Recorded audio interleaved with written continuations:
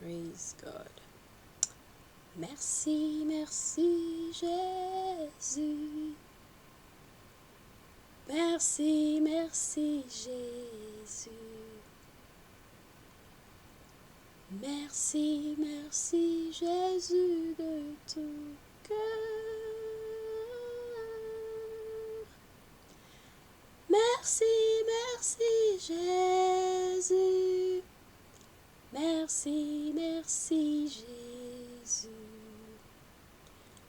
Merci, merci Jésus de tout cœur. Amen. Praise God. Amen. Bonsoir, que le Seigneur vous bénisse. Amen. J'espère que le son est bon. Gloire à Dieu, gloire à Dieu. Amen. Bonsoir, que Dieu vous bénisse. Bonjour, là où vous êtes, que la main de l'Éternel puisse être sur vous. Amen. C'est Ambassadeur Limbe et je voulais partager avec vous sur l'appel de Dieu, sur comment Dieu appelle une personne. Est-ce que c'est nécessaire d'entendre la voix de Dieu vous appeler? Et quelles sont les personnes qui ont été appelées, qui peuvent être un exemple pour comprendre l'appel de Dieu? Que Dieu vous bénisse là où vous êtes, que Dieu bénisse votre famille, que Dieu bénisse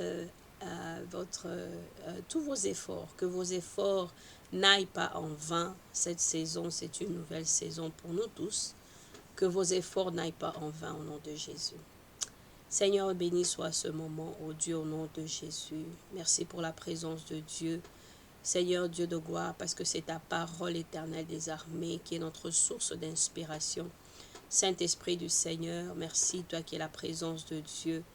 Merci de bénir, ô Éternel des armées, mon frère, ma sœur, en ce moment.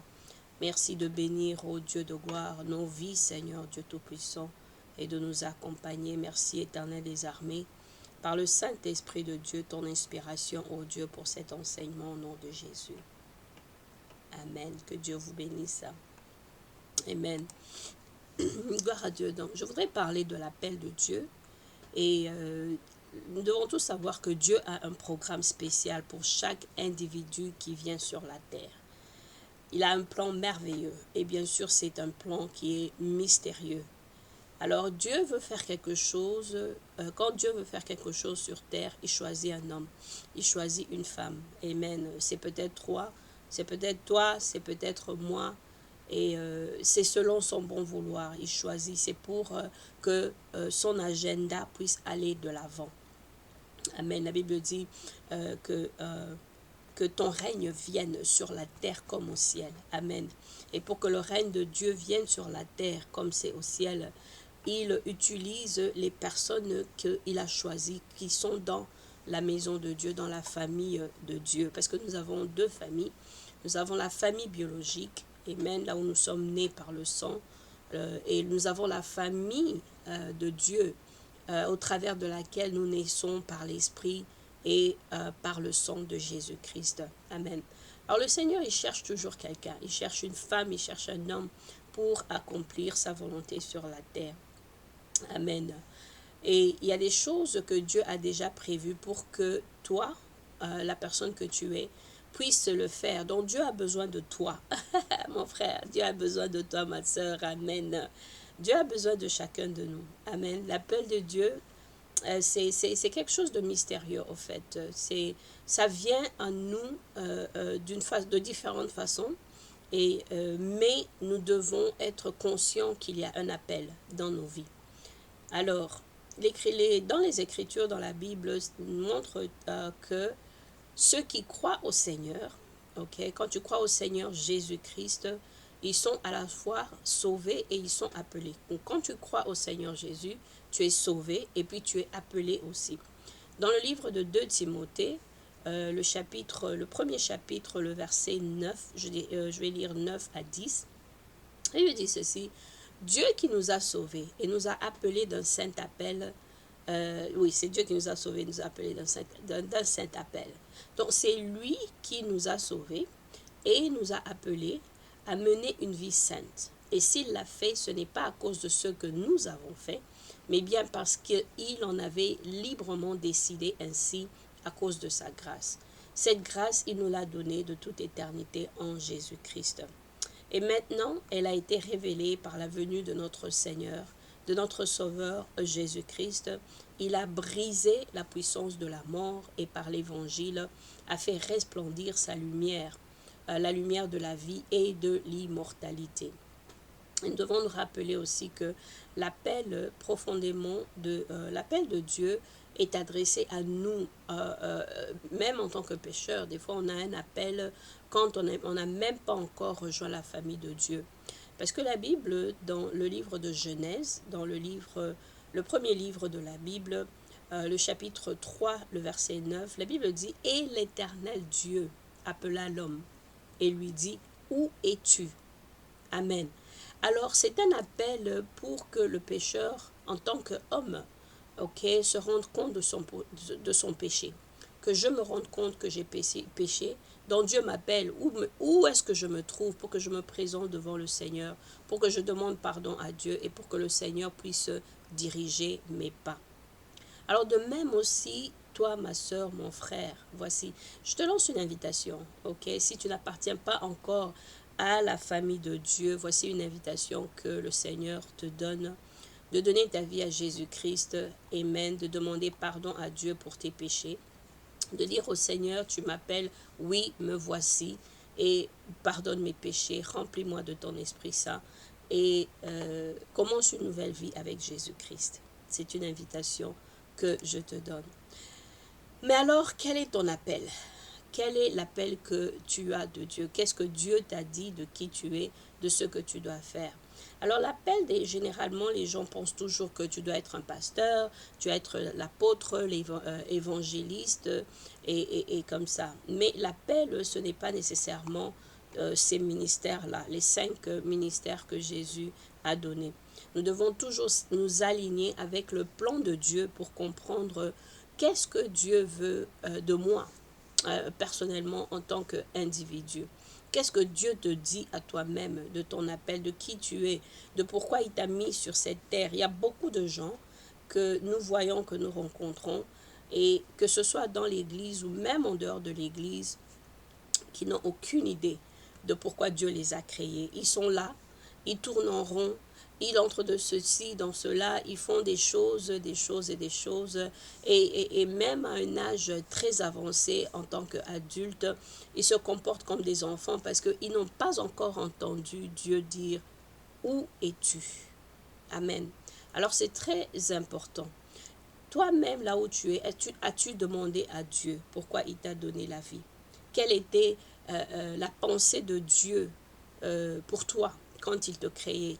Ouais, quand il a soufflé de ton arrivée dans le ventre de ta mère, qu'est-ce que Dieu pensait? Il faut demander toutes ces choses à Dieu. Il faut demander le secret de ta vie à Dieu. Parce que Dieu, il veut que nous puissions être curieux de notre propre présence ici sur terre. Prie et demande au Seigneur. Amen. La Bible nous dit dans le livre de Jérémie 29, chapitre 11 et 13, je pense que beaucoup de personnes connaissent ce chapitre, ce passage, mais je pense que même en lisant ce passage, on doit toujours continuer à poser des questions à Dieu. Qu'est-ce que ça veut dire? La Bible dit, car moi je connais les projets que j'ai conçus en votre faveur, déclare l'Éternel. Ce sont des projets de paix et non de malheur, afin de vous assurer un avenir plein d'espérance. Il y a des endroits où ça dit l'espoir et le futur. Alors vous m'invoquerez et vous viendrez m'adresser vos prières et je vous exaucerai.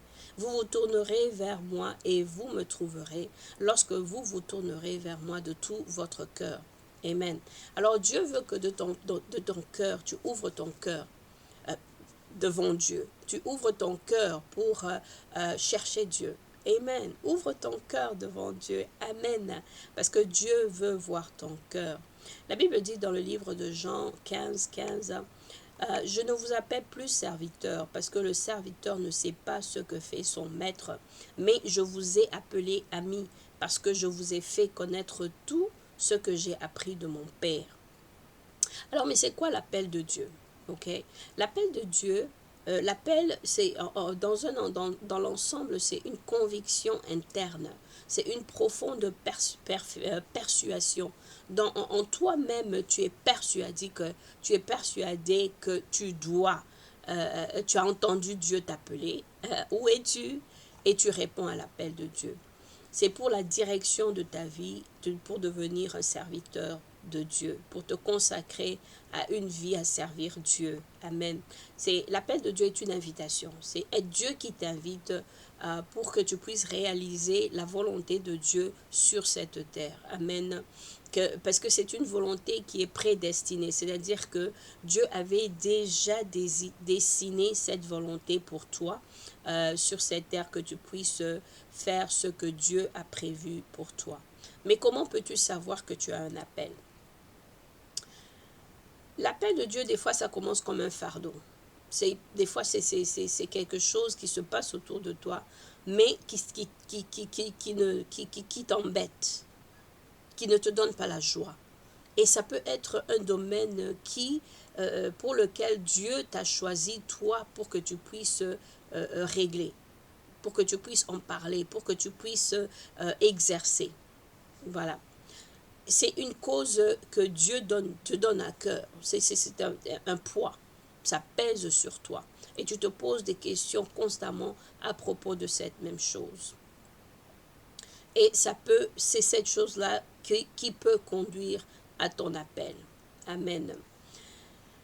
L'appel de Dieu n'est pas forcément, comme j'ai dit tout à l'heure, un ministère. Ce n'est pas forcément un ministère au sein d'une assemblée chrétienne. Il y a des gens qui sont appelés à être dans la politique. Il y a des gens qui sont appelés à être dans la musique. Il y en a qui sont appelés à être des professeurs à l'université, dans des écoles, travailler dans les bureaux. Il y a plusieurs niveaux de l'appel de Dieu.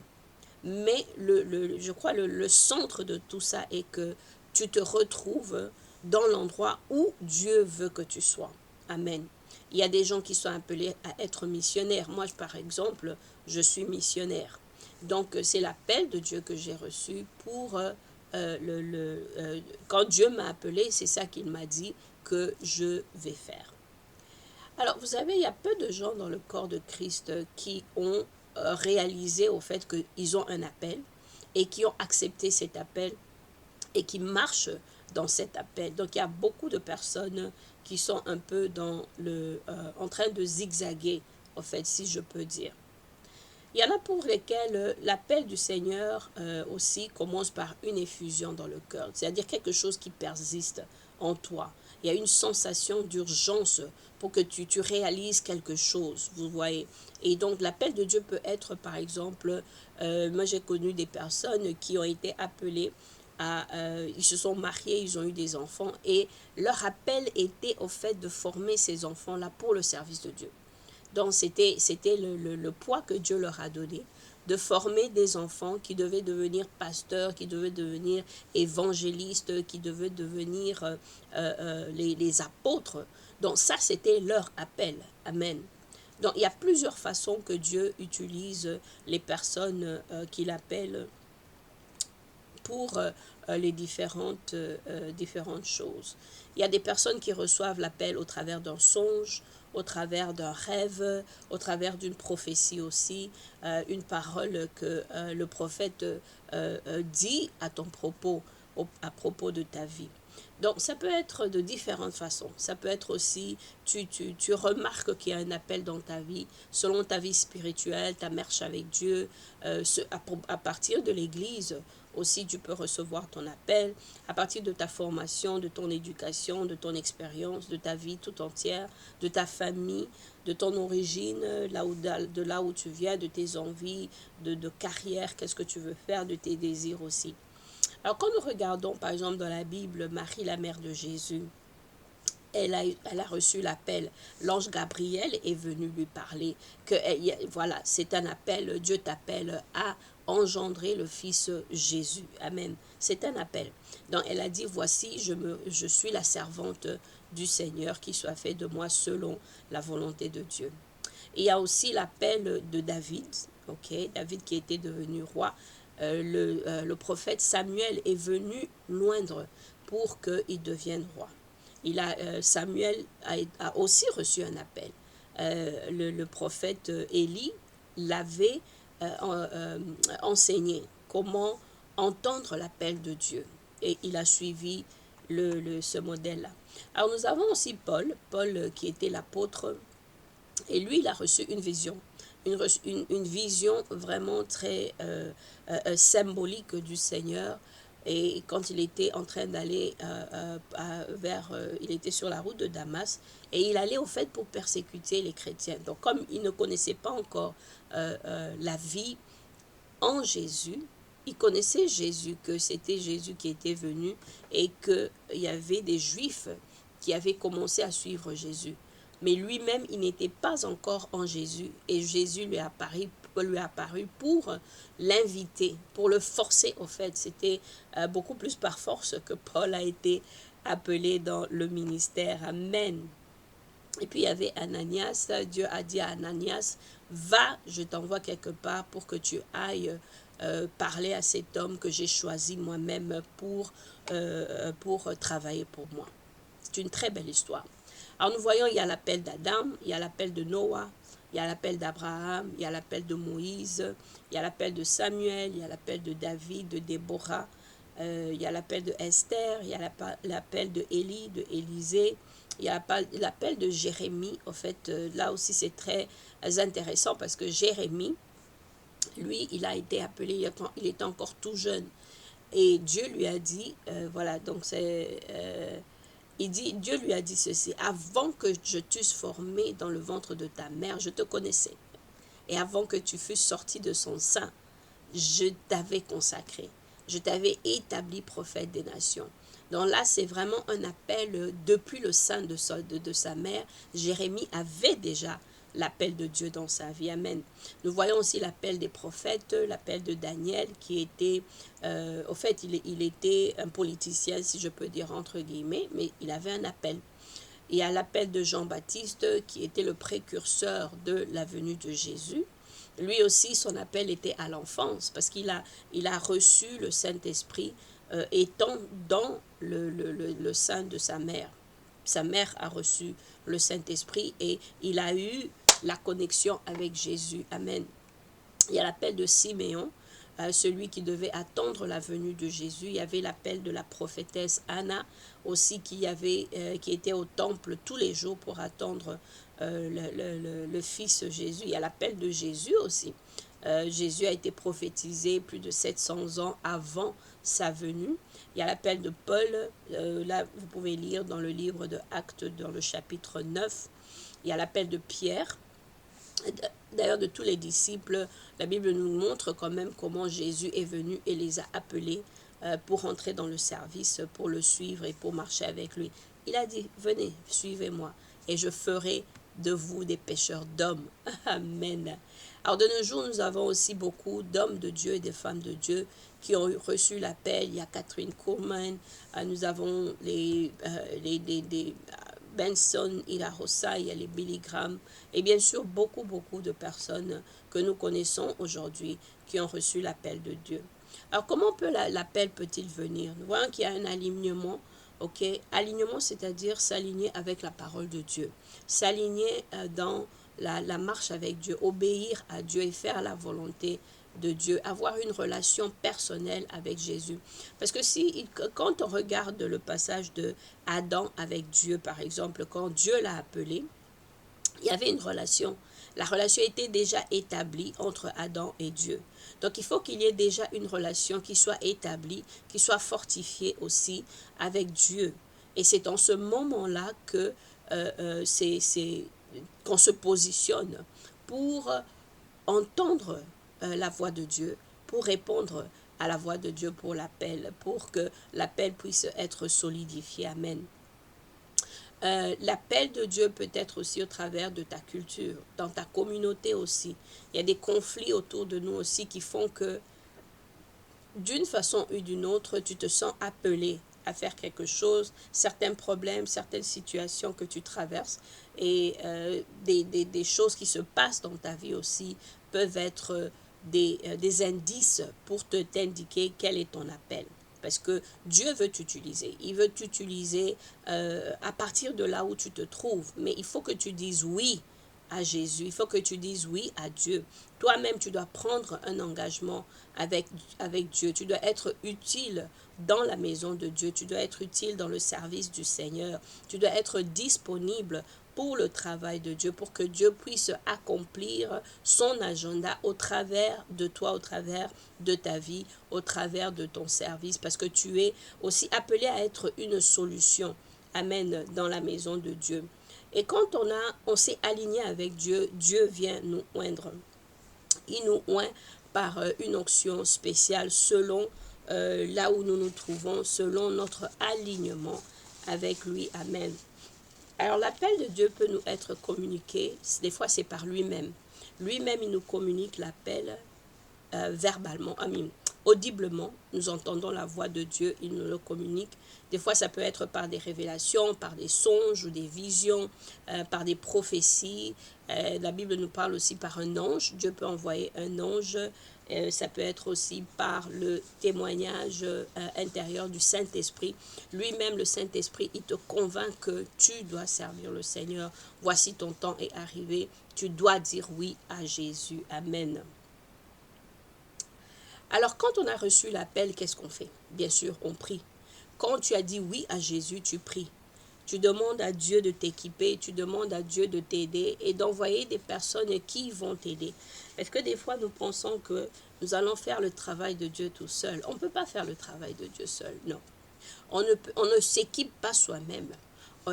Dieu met autour de nous des personnes qui vont nous aider pour nous enseigner. Quand nous voyons par exemple l'exemple de Paul, l'apôtre Paul.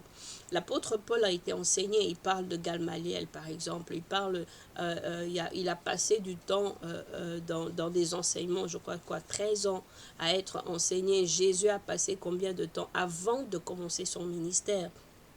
Il a passé plusieurs années. Il a commencé son ministère à l'âge de 30 ans. Jean-Baptiste aussi a commencé son ministère tard. Il était en train d'être préparé avant de se présenter devant les hommes à Jérusalem et leur dire que voici le temps est venu, vous devez vous repentir.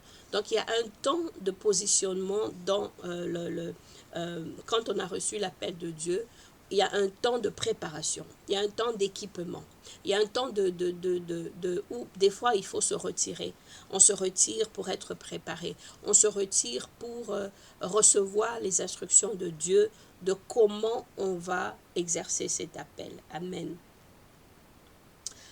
Alors servir le Seigneur, qu'est-ce que ça veut dire? Servir, être serviteur de Dieu, c'est servir Dieu. Celui qui sert Dieu. Le Seigneur Jésus lui-même, quoiqu'étant Seigneur, il s'est abaissé pour prendre la forme d'un serviteur. Et c'était un serviteur par excellence. Il nous a montré au fait qu'est-ce que ça veut dire servir Dieu. Donc c'est lui qui est notre modèle. C'est lui que nous devons suivre. C'est lui qui nous a montré comment servir le Seigneur. Nous avons aussi Marie, elle-même, elle a dit, je suis la servante de Dieu. Donc, elle est aussi un exemple pour nous de savoir comment servir le Seigneur.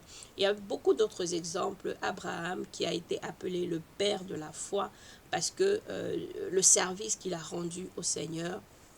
Il y a Samuel aussi, il a rendu le service qu'il a rendu au Seigneur en étant au pied de Élie, être formé par le prêtre Élie.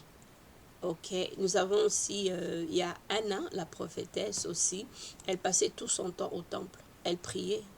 La Bible dit qu'elle priait pendant des années et des années, elle priait, parce que c'était ça son rôle, c'était ça son service, prier, l'intercession, continuellement jusqu'à ce que le plan de Dieu était arrivé. Amen, selon que Dieu lui avait dit. Alors, des fois, il y a un délai quand on est appelé de Dieu. Des fois, on reçoit l'appel, mais l'exercice dans le service vient plus tard. Ça peut venir des années plus tard. Des fois, on est appelé en tant qu'enfant, mais il y a une progression de choses que nous devons subir, que nous devons expérimenter avant de passer maintenant au service exactement comment nous devons faire le service de Dieu. Alors, Nous avons besoin de la maturité spirituelle pour commencer l'œuvre de Dieu. Ça, c'est très important parce que nous voyons que beaucoup de serviteurs n'arrivent pas à ce point-là de la maturité à cause de beaucoup de choses autour de nous, bien sûr, mais c'est quelque chose on doit se battre pour avoir la maturité. On doit se battre pour devenir, comment on dit ça, expérimenté dans les choses de Dieu. On doit rester, on doit garder le caractère de Christ. On doit garder l'intimité avec le Saint-Esprit pour qu'on puisse continuer à avancer avec le Seigneur pour mieux le servir et servir dans ton appel. Parce qu'il y a des gens qui sont dans le service de Dieu, mais ils ne sont pas dans leur appel. Ils ont compris que oui, on doit servir le Seigneur, mais ils ne sont pas là où Dieu les a mis. Amen. Alors ça aussi, c'est un problème qui est assez important dans la maison de Dieu, parce que ça fait que beaucoup de personnes se retrouvent en dehors du plan de Dieu pour leur vie. Parce que non pas seulement qu'ils n'ont pas demandé à Dieu, mais il y en a qui ont demandé à Dieu, qui ont reçu la réponse, mais après ils se retrouvent à côté de ce que Dieu leur avait dit de faire, à cause des situations, plusieurs situations. Il y en a qui se retrouvent dans des pays où ils ne doivent pas être, il y en a qui se retrouvent dans un travail où ils ne doivent pas être. Il y en a qui se retrouvent avec des personnes mariées avec une femme ou bien mariées avec un homme qui ne doit pas être, ça ne devait pas se faire de cette façon-là. Mais les situations qu'on a traversées, les choses qu'on a expérimentées, ont fait qu'on se retrouve en dehors du plan de Dieu pour nos vies. Alors mon frère, ma sœur, voici un temps où il y a quand même, c'est une nouvelle saison pour nous tous. Et vraiment, je pense que c'est une saison de remise en cause pour chacun de nous, de savoir, Seigneur, quel est mon appel? Prie, demande à Dieu ton appel. Tu es appelé à faire quoi? Est-ce que là où tu habites, c'est là où tu dois habiter? Est-ce que la communauté que tu fréquentes, c'est la communauté où tu dois être? C'est très, très important. Il y en a qui doivent demander, cette femme avec qui je suis, cet homme avec qui je suis, est-ce que c'est la personne avec qui je dois être? Dieu, il est miséricordieux. Amen. Dieu nous donnera toujours un parchemin, une boussole. Comment réajuster notre marche pour que nous puissions être dans la volonté de Dieu, pour que nous puissions exercer notre appel selon le plan de Dieu pour nos vies. Amen. Alors je pense que vraiment, c'est un temps qui est important dans le sens où, personnellement, je pense que il faudrait se réaligner avec la volonté de Dieu pour faire ce que Dieu a prévu pour chacun de nous. Vous savez, quand on a reçu l'appel de Dieu, ça c'est une des choses qui est aussi très importante, c'est d'avoir un tuteur, avoir un mentor, un coach, quelqu'un, ça je l'ai dit, je le pense, je l'ai dit tout à l'heure. Mais je pense que dans certaines de nos cultures, nous pensons que ça, ce n'est pas nécessaire. Nous pensons que oui, moi je vais faire le travail de Dieu et tout ça, je vais le faire seul. Tu ne peux pas faire le travail de Dieu seul, ça ne se fait pas, ça n'existe pas. Nous avons tous besoin de quelqu'un, nous avons tous besoin d'être enseignés. Le disciple-là ne termine jamais. On doit continuellement se rafraîchir, on doit continuellement réapprendre, apprendre et réapprendre les choses de Dieu pour que on soit sur la même le même comment on dit ça, au même niveau que là où Dieu veut que nous soyons vraiment en synchronisation, voilà, que nous soyons vraiment synchronisés complètement avec le plan de Dieu pour nos vies. Amen. Alors c'est là que je vais terminer sur ce message de l'appel de Dieu dans nos vies. J'espère que c'est un message qui va aider certains d'entre nous à comprendre l'appel de Dieu dans nos vies. Amen. Nous allons prier. Seigneur Dieu de gloire, merci, merci pour ce temps. Merci au Dieu de gloire pour mon frère, pour ma soeur. Je prie ta main puissante sur eux. Au nom de Jésus-Christ, Yahweh, je prie au Dieu que tu leur montres le chemin de leur vie au nom de Jésus-Christ. Yahweh, que tu réajustes leur chemin, Seigneur. Les pas qu'ils ont faits, Seigneur Dieu, jusqu'à présent, si c'était des pas qui n'étaient pas dirigés par toi, Seigneur Dieu, je prie qu'ils se réalignent avec ta volonté, Seigneur, pour suivre le chemin que toi, tu as tracé pour eux. Au nom de Jésus-Christ. Je prie, Yahweh, ta bénédiction sur eux. Au nom puissant de Jésus. Je prie que tu te révèles à mon frère, à ma soeur, pour comprendre son appel et marcher dans son appel au nom puissant de Jésus.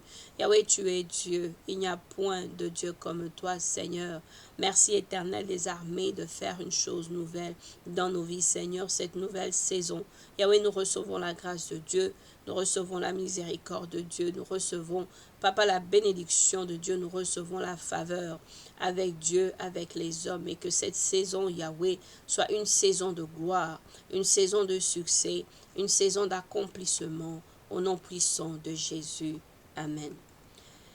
Mon frère, ma soeur, que Dieu te bénisse et que le Seigneur puisse faire de grandes choses dans ta vie. Amen au nom de Jésus. Alléluia. C'est Ambassadeur Lembe et que Dieu vous bénisse abondamment. Que le Seigneur visite ta maison. Que le Seigneur visite ton travail, ton ministère. Que le Seigneur visite, amène tout ce que tu fais et que tu sois béni au nom puissant de Jésus. Amen, amen. Merci. Bye.